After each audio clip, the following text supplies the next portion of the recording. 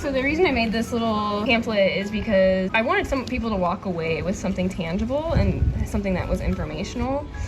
And also just so people have this, research after the fact, and just to have this knowledge just readily available to them. But then as far as choosing the species, it was actually based off of how the land looked when we went out there last Friday. A lot of that was actually still green, so it's kind of crazy how much it's changed. I did the species based off what we were seeing out on the land and just dwindled it down to species that I knew more about as far as like their medicinal, edible, and fibrous qualities. So that's kind of what brought me to the 8 species that is in this packet right now.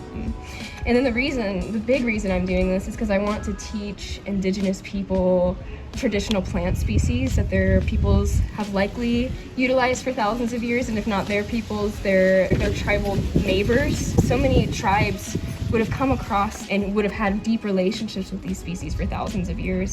These species aren't only in Kansas, but they're, throughout the United States and throughout the Great Plains region. So my tribe in the eastern woodlands, the Waya people, they would have come across many of these species that I talked about today, up in Illinois. A lot of these species are down in Kansas and the Dakotas, Oklahoma, etc. So, reconnecting people with the species that their relatives have had connections with for thousands of years. Yeah, so there's a bunch of different resources.